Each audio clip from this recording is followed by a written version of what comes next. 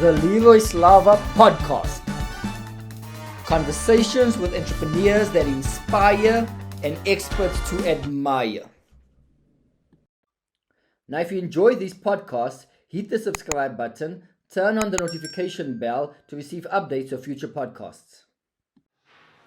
Episode 52. And today we got special guests, good friends of mine, Taurai Jack and Witness Mdaka. So they're both property investors, property developers, authors. Guys, this is some of the best storytellers that I know. And they're laughing but true. Go check them on their social media.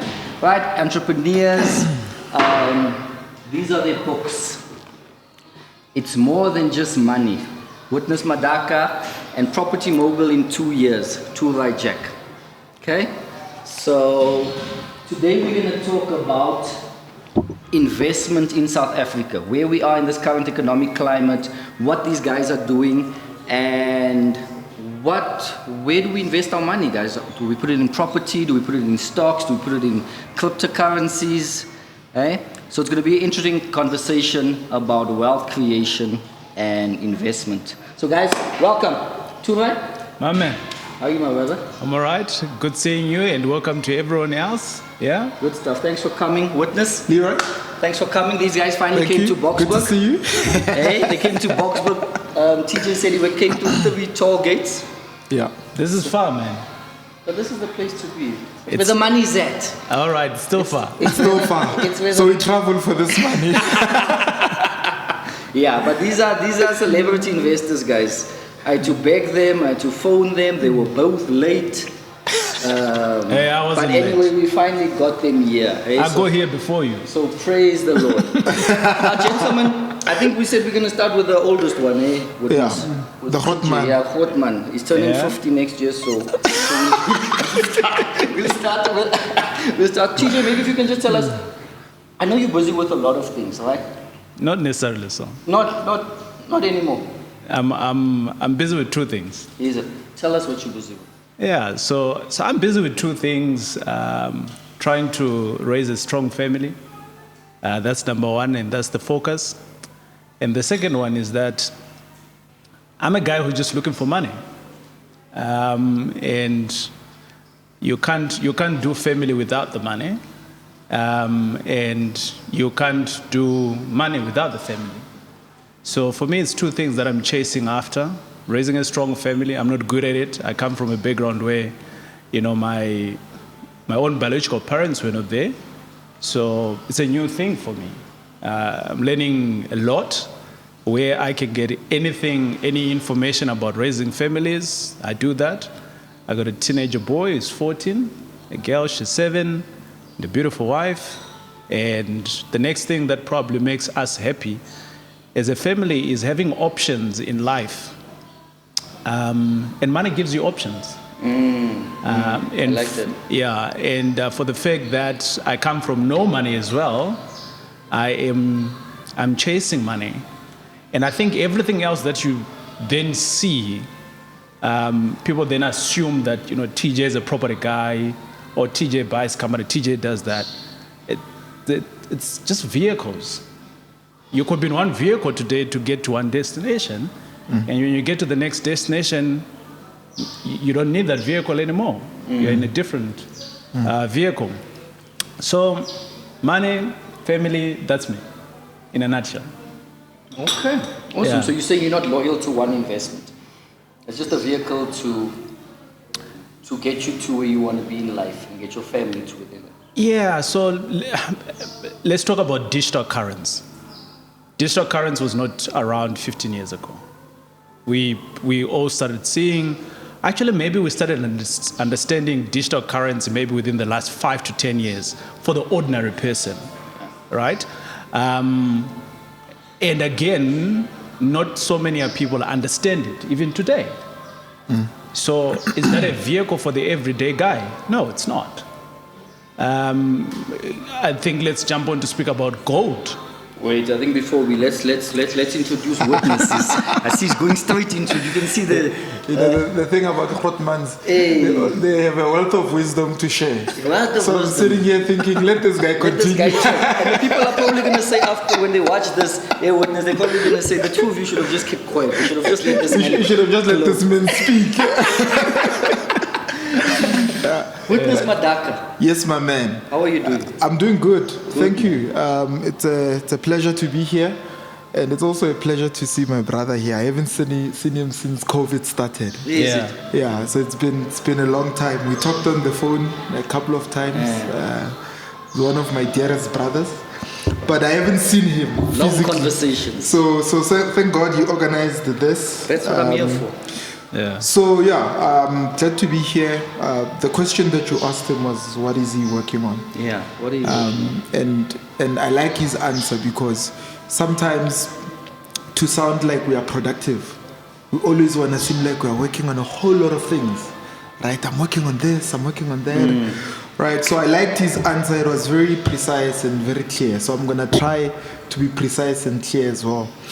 So obviously my background is that I'm a property investor, I'm a property developer, and I can say that I'm an entrepreneur, you know, and I'm also the author of that book, It's More Than Just Money. Yeah, great book. Great book, yeah, great book. I actually took inspiration from him. After I wrote, I called him, TJ, I called him, I'm like, hey dude, how do you publish a book?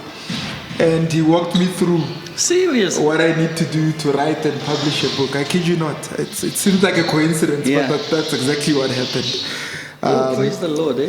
Yeah, and then That's what brothers are there for. So now, before you guys leave, Hint, hint. you need to show me how to write a book. his own book. I was complaining, I was telling them, listen, I've started with 2 chapters. It's the most difficult thing to do is write these stories down. Eh? Yeah. But anyway, we'll get to the books. Yeah? Yeah. So yeah, I wrote this book 2020, got it published. And now I'm busy also with the It's More Than Just Money movement, where we're conscientizing people with entrepreneurship, you know, being akin to investing, akin to building businesses.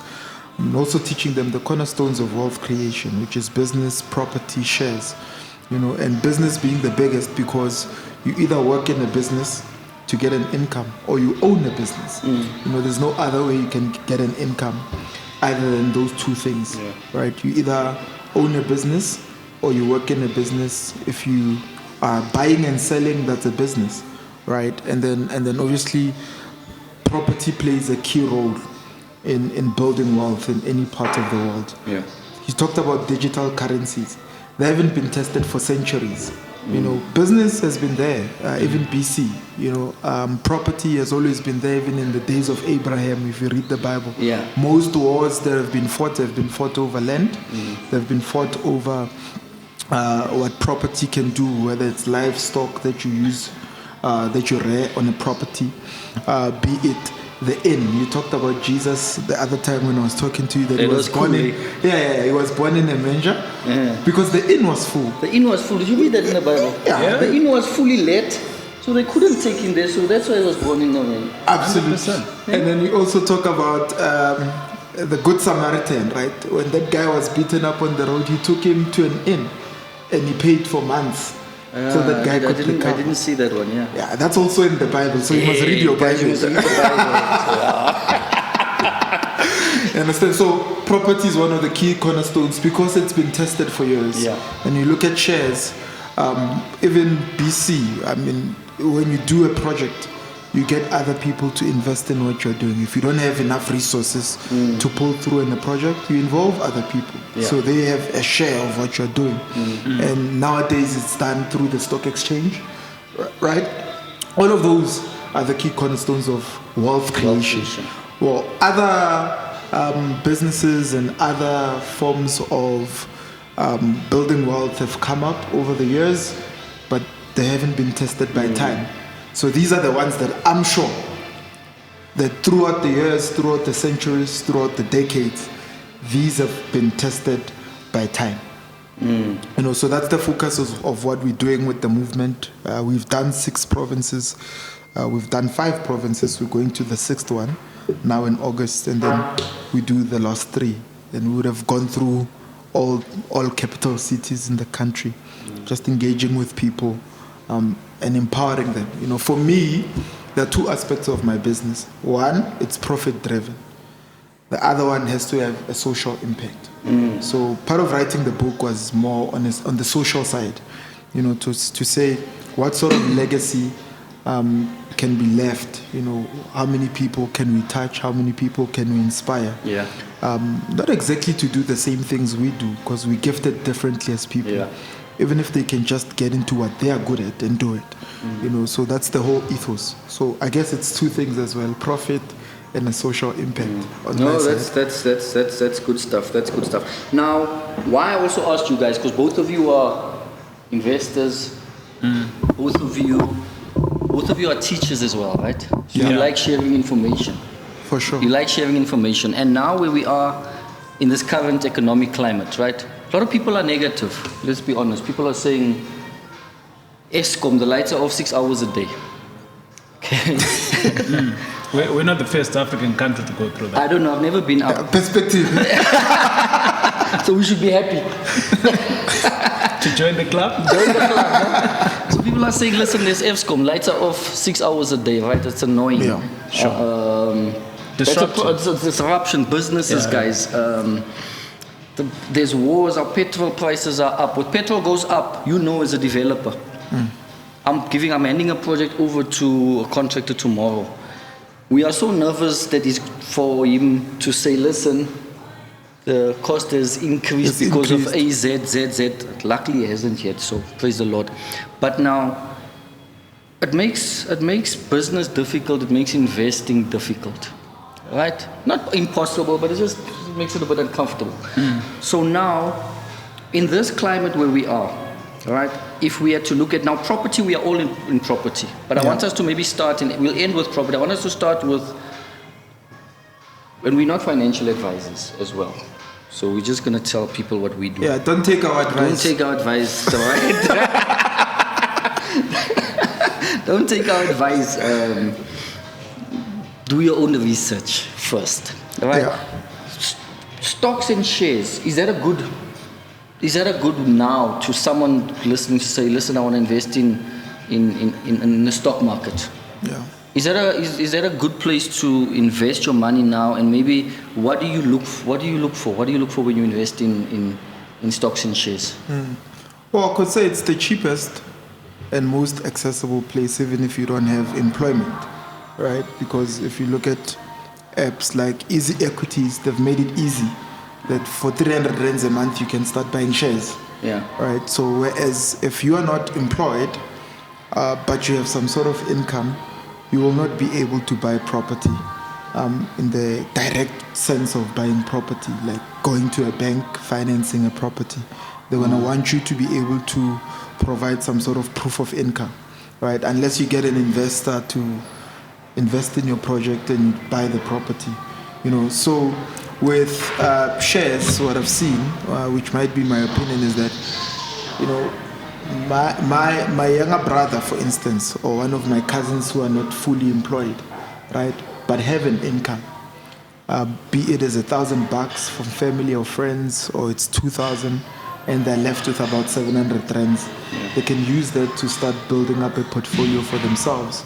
Now, the type of shares they could buy, it differs from person to person and what their strategy is.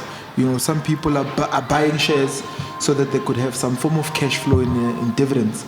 And some are buying for the long term, you know, and some are buying to trade. So it's different for every individual. So if they're starting, then it's a matter of what works for you as a person and what are you comfortable with. So in Limpopo, a week ago, for the It's More Than Just Money movement. Yeah. And sitting there was a student that says that after she had spent everything, she's left with 1,500 from her allowance. What should she start doing? Now you can't say to someone like that, go buy property. 1.5 doesn't buy property, right?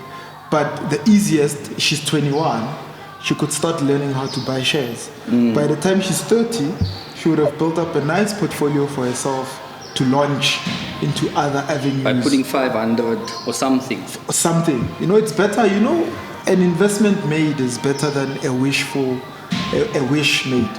I wish I had this. Investment made is better than a wish made. Exactly. Because you could sit and say, oh, I wish I had a large portfolio. But here you are, you've got 300 odd rands that you could start buying shares with, and the shares can grow in value. Can you imagine those guys who bought shares, Sasol shares in 2020? And they made a killing. I remember a guy said he bought for 200,000 or something and made $1 million profit after a month or two.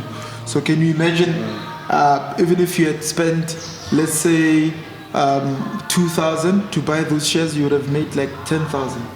But even my uncle, they bought Putumanati. Putumanati shares, yes. When it just came out, they were the first, I'm not sure how many, but when it wasn't open to the public, they bought Putumanati and MTN as well. It made millions in that. But now, what would you say? You also invest in shares. You buy companies. What do you buy? Big companies? Do you buy the Coca-Colas? Do you buy the Apples? Do you buy the Sesos? Or do you buy the penny shares? What? Yeah. So I don't think it's a matter of having the discussion of what do you buy, or should you be buying in shares, or should you be buying whatever. I think for me, it's really more around, number one, what's your hunger as an individual?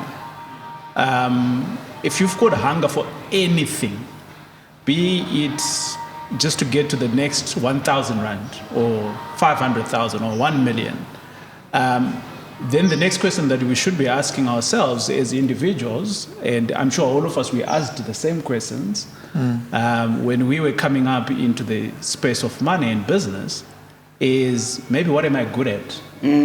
Right. Yeah. Right? Because it's easy for you to start at where you're good at. Yeah. Because we could be speaking about shares right now, and it's foreign to me.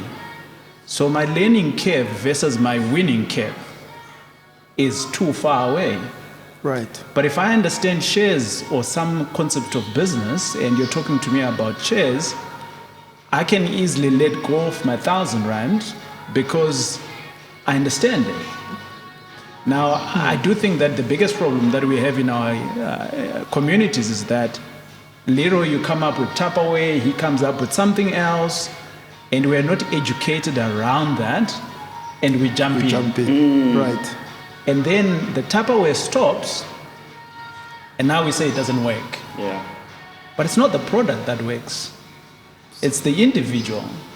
And the individual, for me, it's very much around, if you got hunger, that's number one, you're hungry about something. And then number two, are you good at something? Is it easy for you to digest whatever it is? One of my great teachers, we've all been taught by Robert Kiyosaki, is whatever that you invest in, you need to understand it. For sure. So the fact that you don't understand it, you put your money into it, when the money is eroding, you don't see it because you don't understand it.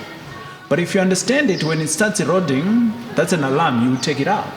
Yeah. So hopefully your entire capital is not gone, right? So I might have a different risk appetite into the things that I can invest into. And it might sound very complicated for the next person because they're not educated around it. So let's go back to the point when I was employed. So I used to work for the bank, and within the banking sector, shares are being sold. It's very easy, things like that. Yeah. But I was doing that already in the bank at a very small scale. But I didn't go big on that. I went big on property. Because when I went for my education and things like that, I understood that. And I started doing it. But these days, I am now thinking, hold on, I've got student accommodation, it's going, I've got that business going, and it's all property related.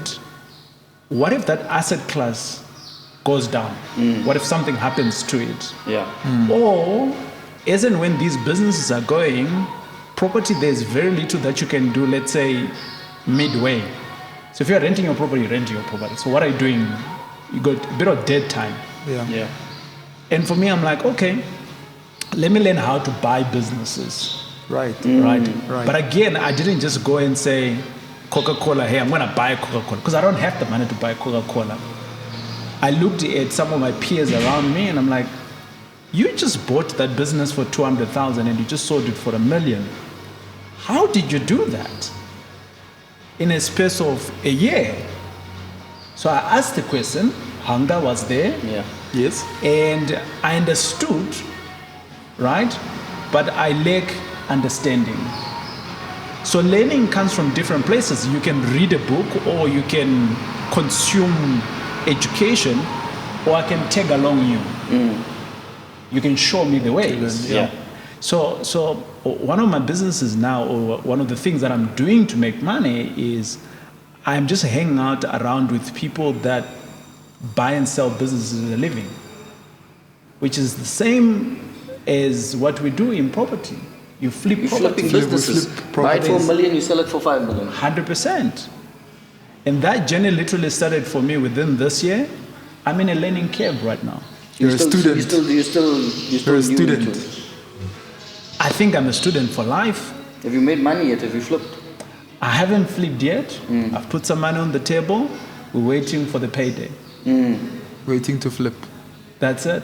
Nice. And for me, if you're doing that, I don't need to leave my business that I'm currently running.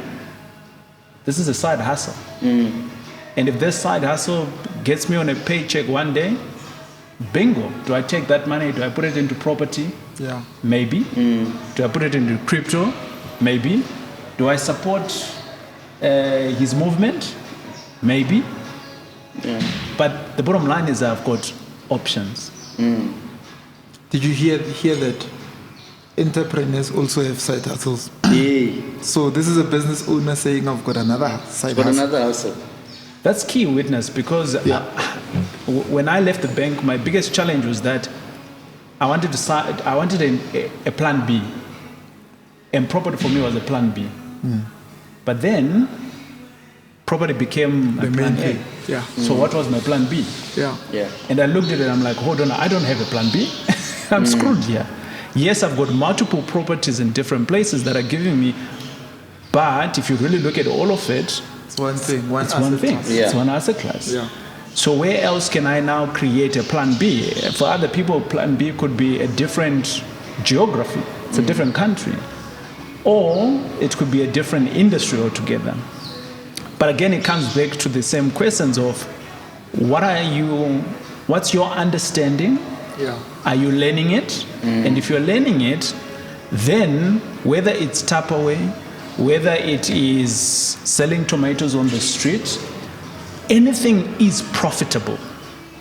Yeah. Anything it is profitable. You There's know what nothing I'm that's getting not. from what you're saying, TJ, is that a lot of people, the mistake that we make when we're starting is to diversify too early. So you're starting this property business, right?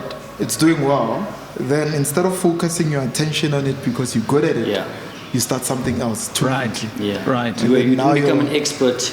in this thing. In this thing. I mean, for TJ to be able to say, I'm flipping businesses now, is because property is doing so well. Yeah. Now his time, because property, I mean, there's only so much time you can spend doing property, right? But because this thing he's mastered it, he's able to do something else, you know.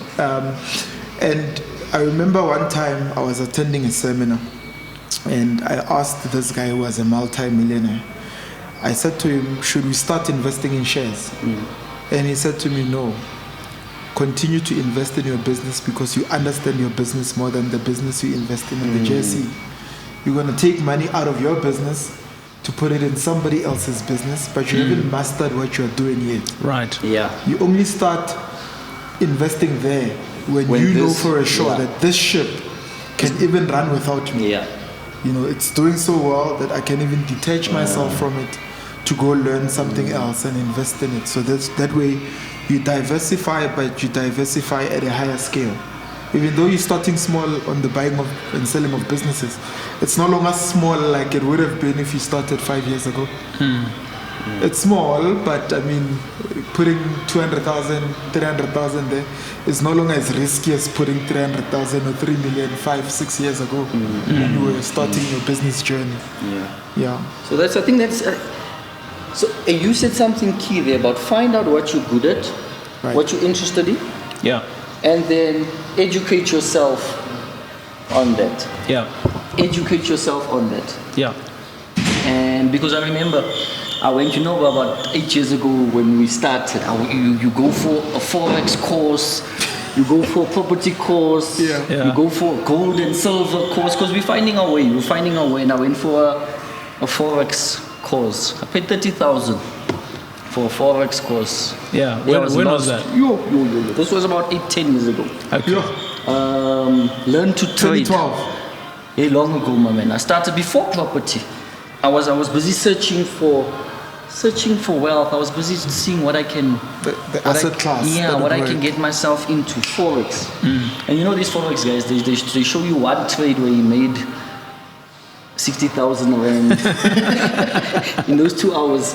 Those 2 hours where we sell, I sold him on my 2 hours. I remember my 2 hours. In the 2 hours where you sell and you make property sound very easy. Yeah. Look at me now. Look at me now. I got him on this. He came to my presentation. But look where he is now.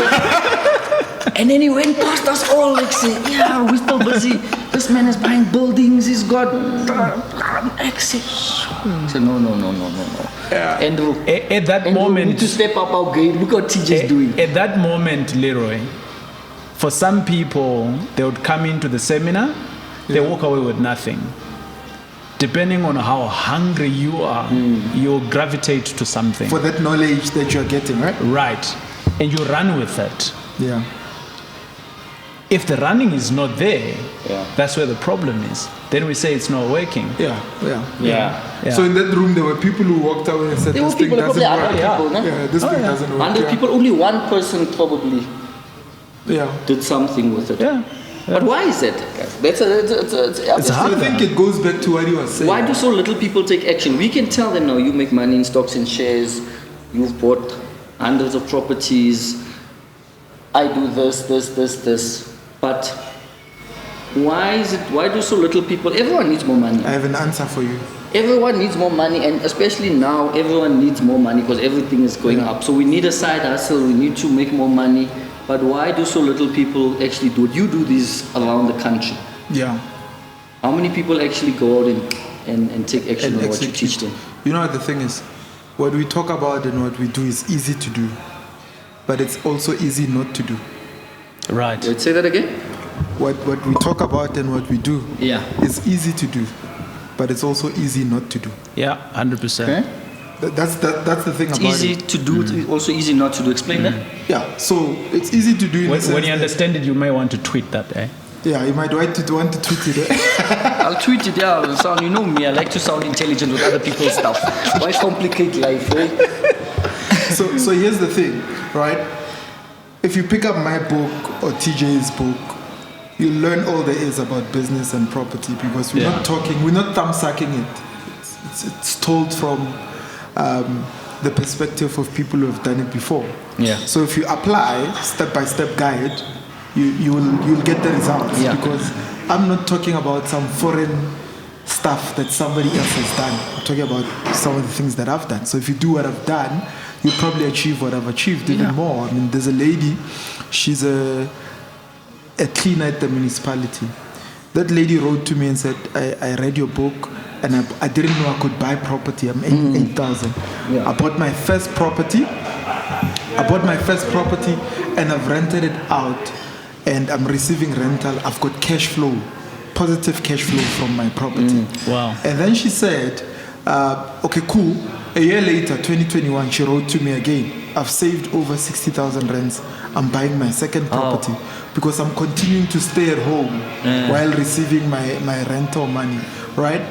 Someone like that, it sounds easy because they took action. Right. But it would have been easy for her to say, that's not for me. Sure. You understand? Yeah. It would have been easy for the same person to say, maybe property is for educated people that work for the bank. Yeah. And tell you what, even some of the people who work for the bank don't own property. Yep. Yeah. That's true. So, because it's easy not to do it. It's easy to just overlook it. It's easy not to start a business. In as much as it is easy to start a business. I mean, what do you need to do to start a business? Like he said, what are you good at? What is your gift? Your gift will direct which direction you need to go. Yeah. You know, I'm doing a movement now, but that's because I love teaching. I love meeting people. I enjoy teaching. Likes talking too. And I love talking, right? So, which means, what am I doing? I've identified that, actually, my gift is to write. That's why I'll write every day, even for free. So it's my gift. Before I could publish the book, I wrote so many posts for free, and people benefited from Do you my read these work posts? for free. He's a good storyteller. I comment on some of them too. I don't comment. I just read and admire and think. Right. So they're written for free. Yeah. And then when the book was published, now people could say, actually, I know that this guy can write. Let me get his book. Then the speaking, I'm here now sitting at the podcast because I'm going to be speaking. Yeah. Right? So I've identified the things that I'm good at. Property is one of them. Business is one of them. Speaking is one of them. Writing is one of them. Then you hone in on that one thing that you know you can do very well, and you build a business out of it. I mean, talking is everywhere. Even in the boardroom, I have to negotiate and convince you to go with my deal instead of that other guy's deal. All of that is talking. Yeah. But because I understand, actually, my gift is to speak. So I must use it to my advantage even when I'm doing other deals other than speaking on a podium. Right? So it goes back to what you were saying. What's your gift? What are you good at? But we must not be ignorant, Leroy, to the fact that there are some people that would be okay. Witness can see where I'm going with this. There are some people that are going to be okay just being an employee somewhere. Yeah. And it's fine. There's nothing wrong with it. There's nothing wrong with it. It's what they want. Right. There's nothing wrong with it. If they are happy in that space, that's okay. Then there are some other people that are going to be a little bit crazy like me and Witness like you. We want to start businesses and so on. We want to teach other people. And start a podcast. Exactly. We are not all the same. And that's fine to identify also in our communities that when Witness is going out there doing this movement and you're expecting 200 people to pitch up and only 20 pitches up, they've heard the message, but they cannot come because it doesn't speak to them. But hold on, it may not speak to them today. They get retrenched or life forces them to hear the message. And now at their point of hunger, they are starting to look for the information. I started doing property in my mid-30s. Where was I in my mid-20s? I wasn't ready. I've got some of my team members on my team, 23, 29. They're killing it. So at the time of your hungerness, or at the time when you are ready, the teacher will appear. When the student is ready, the teacher will appear. That's it. I am hungry now to want to learn about this flipping of business. So now all of a sudden I'm seeing it everywhere. You're meeting people that are doing this thing. They're appearing out of nowhere. It's like when buying a car, suddenly you see this car everywhere. The British effect, right? Right? And is this a new concept? It's not. It's new to me. It's like going to church for the first time. And you go there, hallelujah, hallelujah. And you think, I found Jesus. No, he's been around. He's been around. It's you. Right? He's new to you. Exactly. So how do you put yourself in those positions, especially from a point of hunger? So you are hungry, you want to do something, look around. There are people around you. But I love it. Just spotting it. You know why I love it? It speaks to what we were talking about earlier when I said TJ is the one that was giving me guidance on how to publish the book. When the hunger was there and I was ready, you were there. There's the guy I need to go to. TJ, how do I publish it? I've written, I've started. Where do I go? Who do I speak to? What do I do? So the action then starts to reveal the people that need to be assisting you. So it's like faith, right? You know, with faith, God requires you. He says, draw closer to me and I will draw closer to you. So meaning the more you draw close, Yeah, so you have to make the first step. you need to make the first step. Yeah. Business in and of itself is faith. When you say, I see with the movement, when you say you want to go to a place like Eastern Cape, I was there, right? Who do I know in Eastern Cape? I had never been there. But it's faith to say, oh, we'll pay for the hotel, we'll pay for all of that, we'll pay for flights, Yeah. we're going to catch the flight and go there. And God is going to bring the people. And now you have new relationships in Eastern Cape. I've got new relationships now in Eastern Cape. I can Yeah. pick up the phone and call certain Yeah. people. Hey, I need a building there. An estate agent will say, no, I know where to find you a building. But I didn't have that relationship Yeah. before. Yeah. So what I'm learning is that sometimes we overlook the work that we've done so far to get to where we are. Right.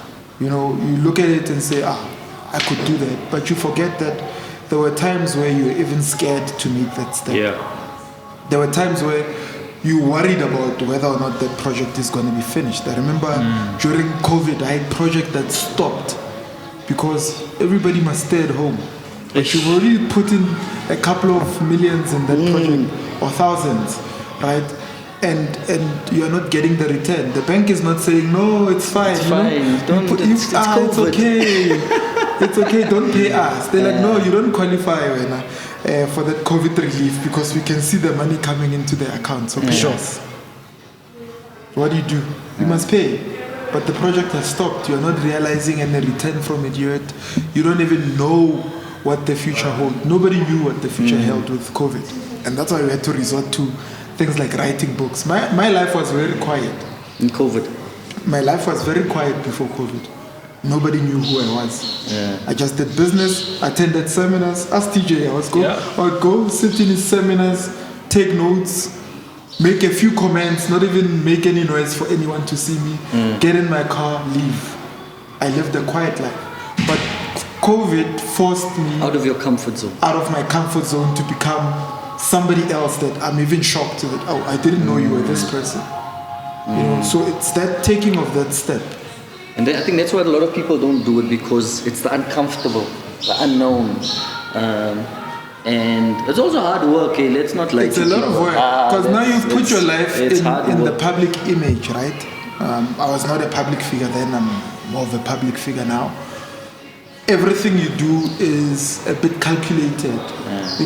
I remember a week ago, so I go to the restaurant near where I stay. So I sit down, I sit alone, and I've got my hoodie on. So I order a glass of wine and I'm eating. And my phone goes click, it's a message, it's an inbox from Facebook. Obviously somebody I've never met, somebody I don't know. Sure. They're like, why are you sitting alone with a glass of wine? So you understand that there are people who know me and I don't even know them. Yeah. They see my every action and I'm not even aware who's looking. Yeah. Whereas before, I could go into that place and do whatever I want and nobody even knows who I was. So now my life is more under scrutiny than it was before. Yeah. So which means now I'm forced to grow into a different person, a more responsible person, a person who calculates. Now you've got investors, you have to portray yourself in a proper way in public. Even when you want to go crazy, you can't. Yeah. TJ, do you go crazy?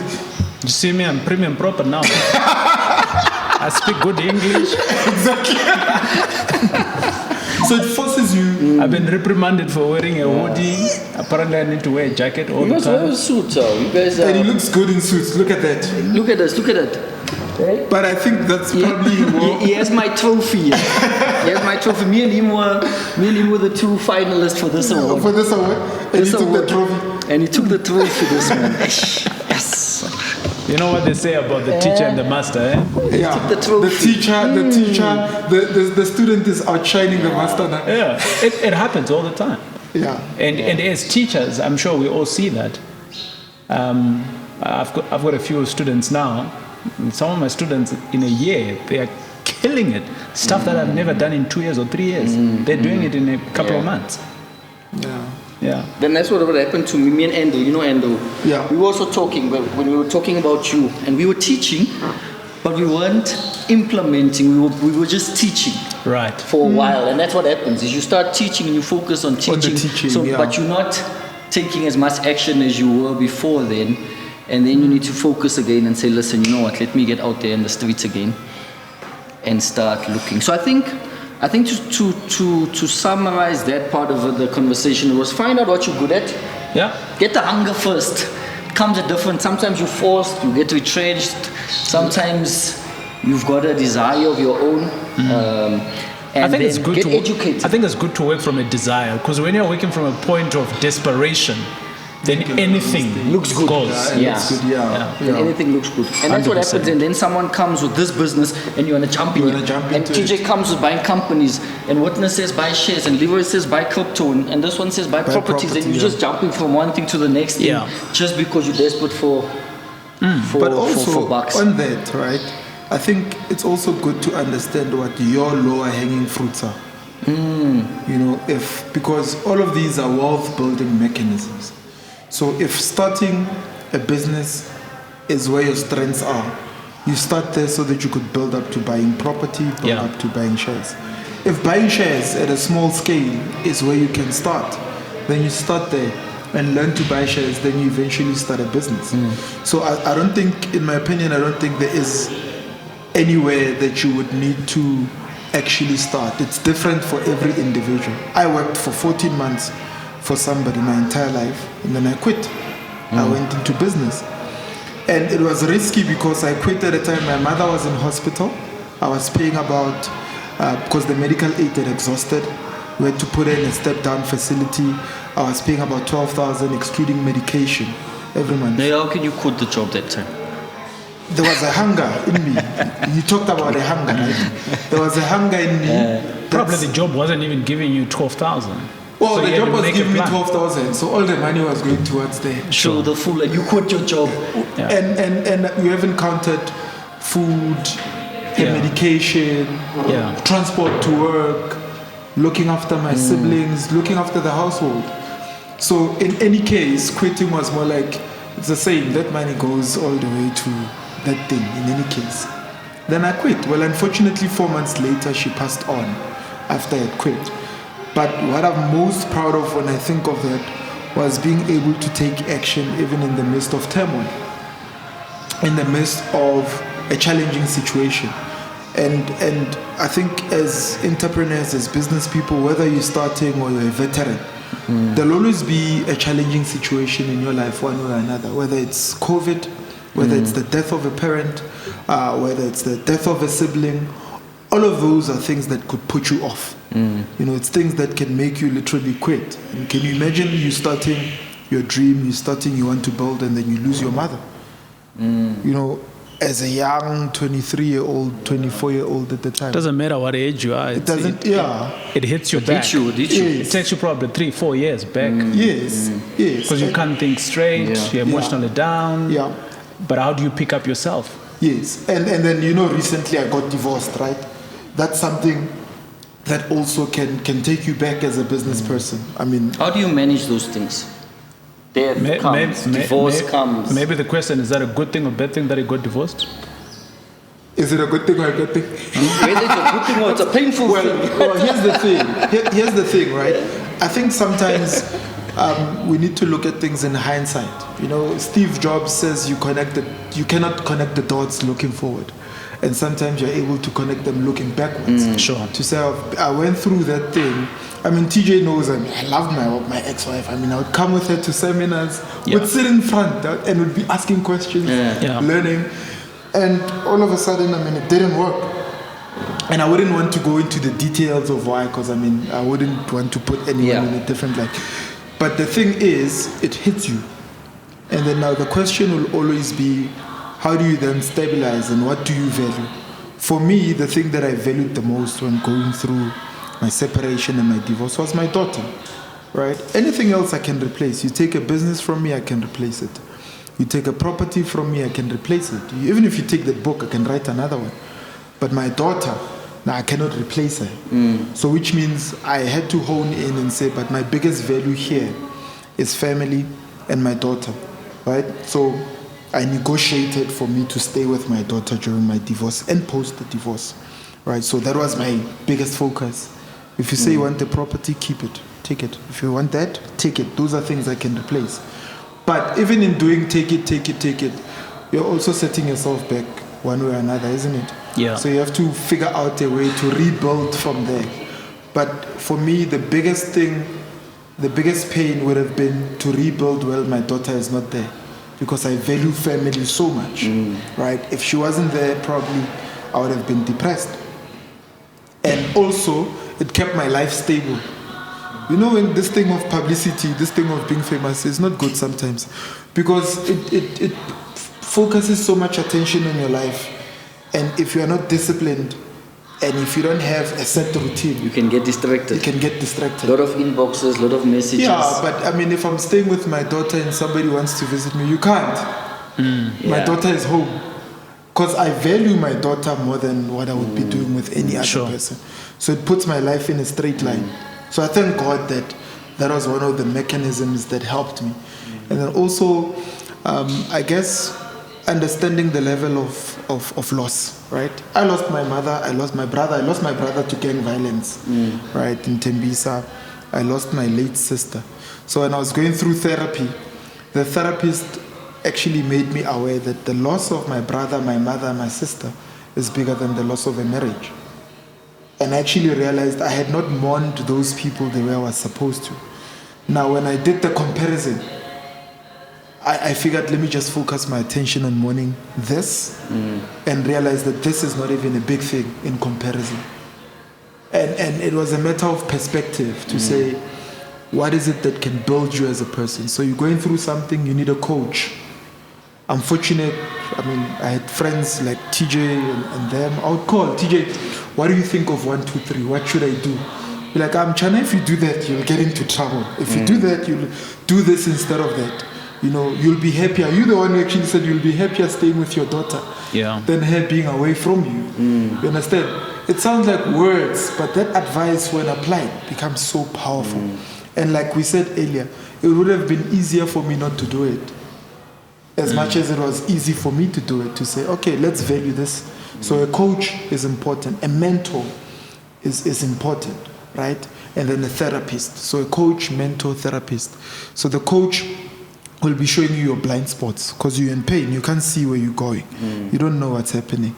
You've never been a business person that's divorcing, or you've never been a business person in the middle of fighting for a child. Then you have a friend or a coach or somebody that's been through it saying, no, don't do it that way. If you do it that way, you'll cause this. Then you take that advice and apply it. Then a mentor is hard on you. He's saying, no, get up. Keeps you accountable. You still have work to do. I don't care whether you're going through this or you need to do this. Have you done your next deal? Are you running your business? Why is it that show me the numbers? What's going on? Yes, I hear you going through that, but is the business continuing? Because your life needs to continue. The mentor will be hard. And the therapist will sit with you on the couch and you'll cry there. You'll be crying, saying, yo, it's good to cry. It's good to cry. It's good to of cry. course. It's good to cry. You let it out. Men don't cry. No, men cry. From Boxberg, you mean? Oh, Boxberg, men don't cry. we were at a men's conference now on Saturday at church. And once we're done with this, I want to talk about faith in business. Because we're all Christians, right? How your faith plays a part. And we're sitting and this guy's emotional. He's talking about his daughter that he took in for an operation, a heart. And then he took her into the theater and she came out and she says, everyone, my daddy fixed my heart. Right. And then he said he realized how he held his daughter's heart in his hands. And amen. And we're sitting there, all men, 500 to 1,000 men today. You know, you see everyone's emotional, but no one wants to cry. But you can't cry in public, right? Then you cry in the secret place. Sure. What is the secret It was place? just funny how all men are sitting it's emotional, dude. I was this close, but you held it in. Because we were taught not to cry. We were taught not to. But for me, because and funny enough, the therapist was a guy, right? And he told me, let it out, dude. I want to hug you. According to what he said, I want to hug you. But let it out. And I said then, my brother, let it out. And after, when you have done the therapy, you have a coach, you have a mentor, and you've joined the gym. I was thinner than I am now. I've bulked up and I look better. You know, I look at my pictures. You're looking sexy, bro. Yeah, I mean, I know. I look at my pictures when I was married. I'm like, hey, who's this guy? And this guy thought he was 8. So in hindsight, when you look at it, you're like, but this thing has actually turned out to be for my good. I'm a better person. I'm a better person than I was. I'm a better father because I have a better relationship with my daughter. We've spent the time together, you know, and I can say even my business improved. Funny enough, because now the antennas were up. You've got to make things work. Yeah. If you don't make it work, then you're a failure. You failed in marriage, you failed in business. I mean, if I summarize what Witness is saying here, and Witness has given us an example of being down, but it can be anything. Yeah, of course. Right? I think the first thing is that do not operate like an ostrich. You know, put your head in the sand, but your body is being heated out there. You can't do that. You have to face it. But how do you face it? Get people that will support you around you. Potentially, you're not the only one who's facing this. There's many people. Sure. But get expert help. Expert help, mentor, coach. Yes. A therapist. You said something that us black people don't know about. Right? A therapist. and don't stop. He speaks of continuing, having someone who's accountable to him, telling him, do that. And many a times we stop. And then when we stop, we actually go into a bigger hole because we stopped. Sure. So if you continue forging ahead, where you're going and what you're doing, because of everyone else who's supporting you, you start seeing yourself better and better. And then when you stop at some point and you look back, you're a better person. You've got a better business. It doesn't mean that all of us are not having problems. I have my own problems. You have yours. But we never stop. We continue going.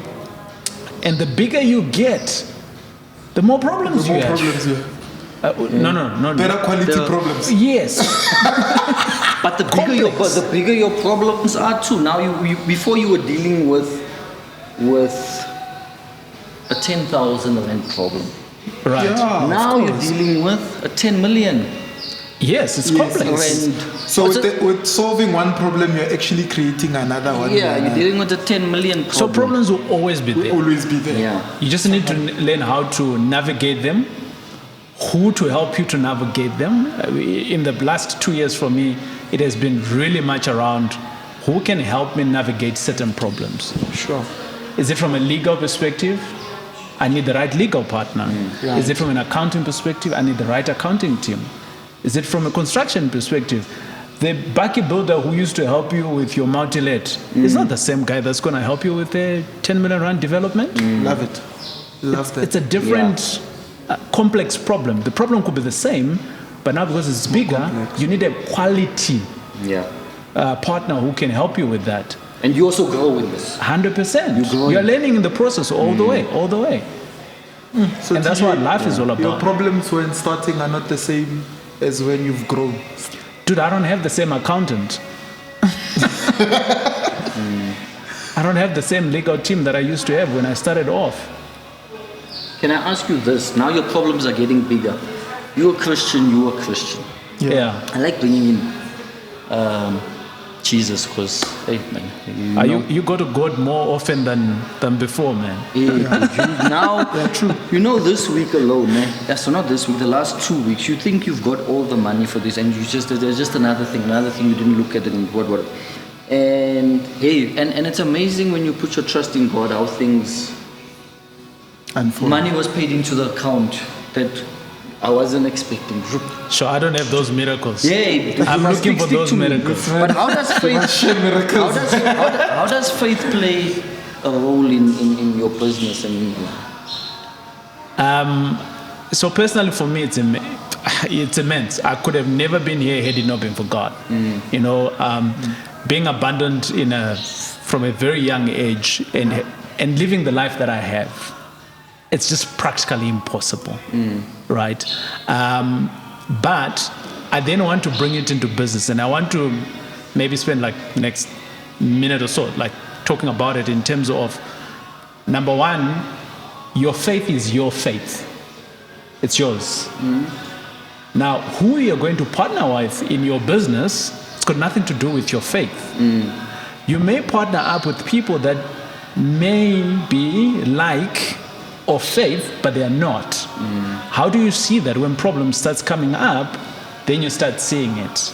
How do you see that when there is more money on the table and now you're saying, hey, we need to take this money for charity, we need to take this money for tithe, and then people are like, Don't think so. No, that you need to do that for yourself. Now, how do you then navigate that? It's pretty simple. The faith is yours. You now need to only control what is in your sphere, because if you don't do that and you're wanting to be camaraderie, to say all of us we need to go there, you're going to get distracted immensely.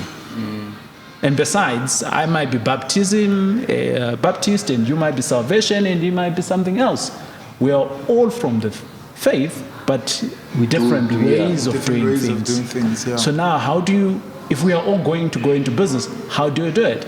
Some principles you can speak about them up front, but some you may not. The characteristics of the individuals might come out in different phases. So for an example, I might be of faith matured 10 years. You might be of faith 20 years in practice, but matured 1 year. So what I'm going to do, and this is what you're going to do, are potentially different, but should I judge you? No, I mustn't. That's what faith is all about. We are all in different spaces of our lives of faith, and we need to be forgiving of the next person as we go along. So the bottom line of it is that the faith is yours. That's number one. Number two, it's for you to cultivate. And number three, how do you make sure that others who are around you can see the bigger picture of the faith? Because he doesn't know, you know a little bit. So by me doing what is the rightful things in character and in obedience, you can also now play a part in it. And together, we are all better faith people. And then the last thing is that whatever you do, remember you're a human being as well, but it's not an excuse. You are going to fall into sin. You're natural. Yeah. But how do you get up from there? Getting up from there is that it's simple. You forgive and then you move on. And for me, that's what is kind of like played within trying to understand the business aspect of it and leading in faith. They are not separate in my world. It's one and the same thing. It's me. And that's why I say I'm not about property, I'm not about Jesus, I'm not about that. I'm about two things, the money and the family. And who leads me? It's Jesus, that's it. And I think that's so important, because you know what I've been thinking, that people that don't believe in God now, obviously we believe in Jesus. If you don't believe, you're alone. Which means I've just got me, Leroy. And it's scary to think. Leroy, everyone believes in something. Even if it's themselves. However, what happens is that, and I've gone through this before personally, is when life is good, there's no bigger power. Yeah. You are the power. When life goes deep under, you start searching. Because there's no one else who can help you. You are alone. Now, yes. When you start searching now, and then people start to think, oh God, that's why you see lots of people going to church during Easter, during Christmas, right? Because they are looking for something. New Year. Yes. Yes, for New Year resolutions, because God can help me throughout the year. Yeah. No, you're just coming one time. It should be constant, right? So for me, the thing about being a business person, I like to call myself being the money person, and faith, they both speak to each other. It's the characteristics now that you start seeing that comes out. And that's what it is. Yeah. Yeah. Witness. The scripture I'm looking for. Yes, witness is looking. I told you. Get it out. So, the word of God. It's I met witness to a pastor. It's not At a Jesus. wedding. It's not Jesus wept that you're looking for. I can tell you where that is. Jesus wept. No, there's a scripture I'm looking for. I think it's in Hebrews. It basically talks about be faithful in prayer, be patient in tribulation, Right. and something about being steadfast. Be faithful in. Be faithful in prayer, patient in tribulation, and something about steadfast. I can't help you where it is. Yeah, but basically, where that comes from is the fact that it's actually in Romans. Now that I think of it, you asked about our faith, and how it helps you in your business. We go through different kinds of testing when you're in business, and like TJ said, everybody has got a different faith. You cannot force your team to pray, for instance. Yeah. And even in prayer, it's different. I think I've learned to even pray differently, and by that I mean I've learned to personalize my journey, and to understand that even in silence, God still hears me. And I think the mistake we make is that I have always been raising my hands and saying, God hear me, say so many things. Yeah. God hears me. He knows what's in my heart. And I've learned to pray in gratitude more than anything. I mean, if let's say, for instance, I'm 33, right? My brother died when he was 22. So I'm privileged to have made it 10 years more than this guy. Sure. I'm privileged and I should be grateful. I'm grateful to God because it's my personal You're not different from your brother. You're raised with the same parents, Yes. in the same neighborhood, potentially had the same friends. Yeah. And how come he's gone and you're still around? I'm still around. It's not because So be I'm grateful wiser for than that. him. Yes. It's not because I'm better. It's just that God has given me grace. more time and more grace. You understand? My sister died when she was 18, leaving a toddler. So I look at those things and realize that, for people close within my family are not alive today, and I am. And I'm grateful that I am, and I realize that I can use my time wisely instead of, because somebody could have had the same time and they didn't. That's powerful. And I also and I look at the fact that I've got a business, and for a young person I'm doing well.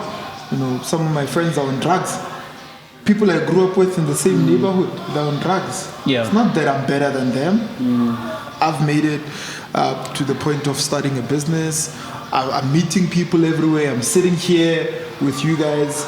I'm grateful. But witness, your choices in life were different. Absolutely. And I think it's very important for us to discuss those things. It's because where you are today, if you just whatever choice that you're making today, it has an impact on tomorrow. For sure. Yeah. For sure. And that's the only difference that we have with everyone else. And for some reasons, some days, we make the wrong choice and then we find a different knowledge tomorrow. Yeah. Change your choice. For sure. So that you have a different path, right? So the drugs syndrome in our communities, it's there. It's everywhere, yeah. But you choose otherwise. Yeah. And you're at a party, it comes back again. Yeah. You choose otherwise. And you see, it doesn't stop. Oh yeah. Because it's constantly chasing you. Yeah. And it's important to actually realize that. Could have been 16, you missed it, 23, 24, 25, 30, and then now you make a little bit of money. You're invited everywhere, right? Yeah, everyone wants you. Everybody wants to be around you. You get the privilege of being in certain places, and people have got certain lifestyles. Yeah. And it would be up to you, like you said, to make that decision to say, no, I don't partake in those things. Sure. I'll do business with you But- at that level, but we Yeah. can't go up to Yeah. this level. It's a decision I'm making. Yeah. So that scripture says, be faithful, be joyful in hope, patient in affliction, faithful in prayer. Joyful in hope, patient in affliction, and faithful in prayer. So for me, the faithfulness in prayer is gratitude for me, because there's only so much you can ask from God. I must be honest. Me, I don't ask God for bread anymore. You understand? Because He's already provided the bread. You can't ask for something you already have. Right. So I can only be grateful that at least I've got bread. That's powerful. Pray. I'm starting to pray from a place of gratitude. Yeah. That's good. Yeah. When you build a business, come on. There are certain partners you meet, you realize, no, this one is not because I'm smart. It's not because of my own connection that I was able to raise that money. Yeah. There's a hand of God somewhere here. Oh yeah, the favor you have sometimes with people, where you walk in and people just want to help they you. gravitate towards you. Young man, I like you. I'm not sure why. How do you explain but that? I want to help you. How do you explain it? And I'm going to get in this thing with you. I get that a lot, Say, I don't know what it is. Yeah. I'm going to help you. I can tell you what it is. It's God. It's God. It's God. No, but it's the favor of God, And it's amazing. But I think, gents, sure. I think we can go on all day. Yeah, for sure. I think we can go on all day. But we over time now. So, guys, I hope you enjoy that. I think what I wanted to do as well was go into maybe stock, shares, property. But I think it went a whole nother. You did. You did. Get so I think if we can summarize it, TJ, from my side, right? I'm gonna say, and then is find out what you want to do. Yeah. Get the education. Yeah. Find someone who's doing it, mentor, a coach. Yeah. All right. Yeah. And it's important to have God in your life too. Yeah. Yeah. So whether it be property, whether it be crypto, whether it be business, whether it be shares, whether it be a podcast, learn about it. Find someone who's doing it well, better than you are. Follow them. Yeah.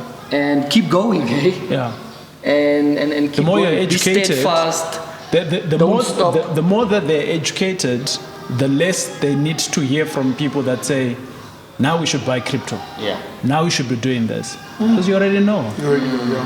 You don't need anyone. Yeah. You are making the decisions consciously yourself. Yeah. Robert says you should always invest money that you are prepared to what? To lose. Yeah. That's it. Yeah. So guys, last words. Where follow you? Where do we get your book? You've written another book now. First millionaire in the family. What's the book? Be the first millionaire in your family. This man is the first millionaire in his family. My man. The millionaire is a metaphor. You can be first at anything. It's very difficult to be the first to something. Pioneer. Because there's no path. Yeah. And the reason why I wrote that book is to say you can be. But where there is no path, what do you do? And the book gives you the steps of getting there. Yeah. I'm busy with my third book now. I don't know when it's going to be published, but we'll get there. In closing, be great at what you're doing. You've already been winning. By watching us now, you've already been winning. Take the actions and gravitate into whatever that you want to do. And if you can stop less of listening to other people that just say, do that, instead of you understanding and learning what you want to do, then your path will be different. And who knows, when you start winning, we might be in your class or in your seminars to learn from you. Here we go. Taurai Jack. Where do we follow you? Where do we get the books? www.tauraijack.com. www.tauraijack.com. Guys, get the books. Follow him. And you're going to learn a lot. Powerful. Witness Mdaka. Yeah.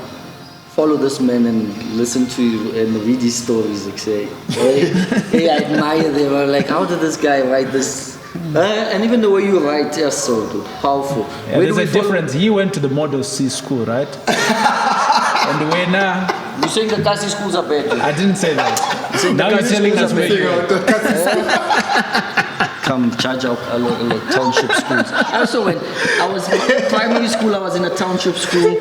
High school, I went to Model C school. Yeah. I'm glad we only have a spoon here. We don't have other tools. Hey.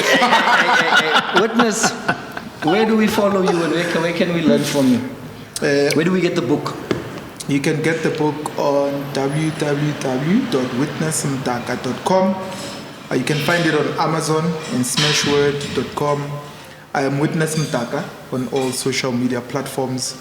Or you can Google me, you'll find me there somewhere. And then my parting words would be, there's a quote by a revivalist named Leonard Ravenhill. He says, the opportunity of a lifetime must be seized in the lifetime of that opportunity. Come on.